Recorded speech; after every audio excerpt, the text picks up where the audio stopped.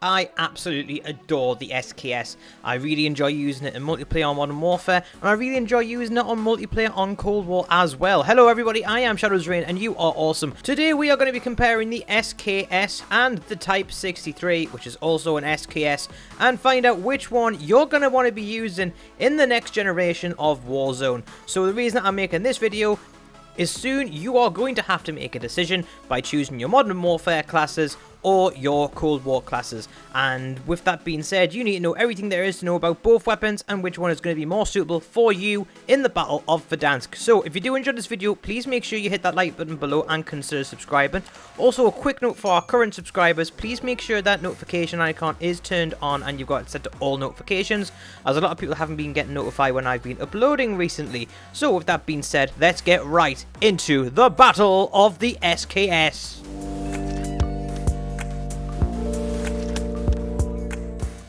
So straight away we are going to start with probably what is the most important statistic with these types of weapons, and that is the damage. So the damage on the standard Modern Warfare SKS is 57, and you can get that to about 100 with a good solid headshot. Now this means it can one-tap in multiplayer, and it will take you 2 to 3 shots, depending on where you hit them, to get their armor cracked. Now, this is a very good little thing to know, because using the marksman rifles on Warzone can be problematic because they use sniper ammo.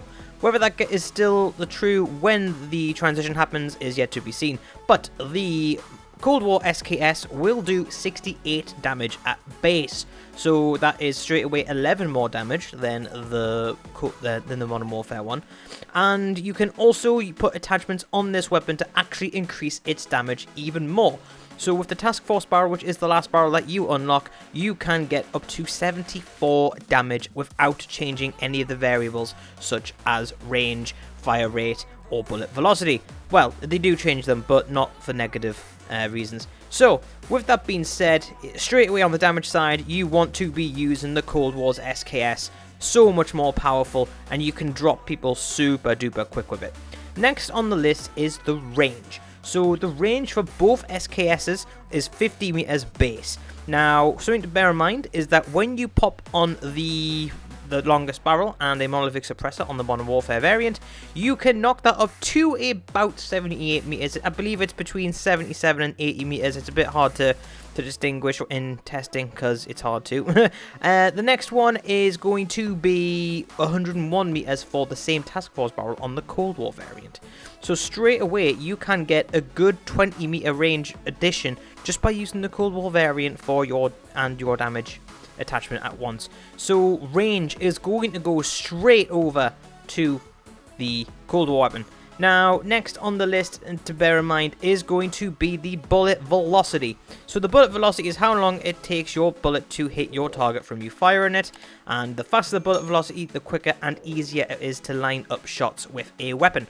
So on the SKS from Cold War, its base bullet velocity is 531, which is actually quite low. But what you'll find is with Cold War weapons is that the standard bullet velocities do tend to be a little bit weaker, a little bit slower than Cold War variants. But for now, this isn't a massive problem because you can knock that up to 843 with that Task Force barrel, which you would be using for 74 damage, that 101 meters range, etc. And the reason I keep on referring to the Task Force barrel is because if old metas are anything to go by, this is going to be the most picked attachment for it, like the Archangel barrel from the Grau and like the Grenadier barrel for the M4. Unless people are going for niche builds, they're going to be using this. Now there is an argument to be made of why you can use other barrels, particularly if they're going for short range classes, but for me, most people are going to be using this because they're going to be pairing it up with something like an assault rifle or an MP5 or something like that.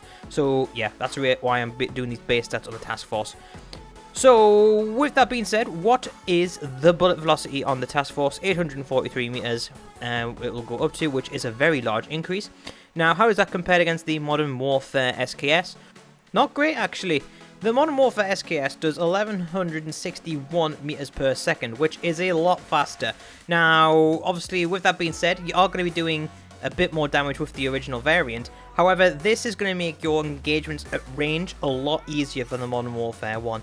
So it is going to be noticeable when that 1161 is close to sniper rifles. I'm pretty sure it's just slightly slower than a HDR with the long barrel on it. So yeah, you're going to find shots easier to hit with the SKS, but you're going to be doing more damage per hit with the Type 63. So that's just something for you to bear in mind there.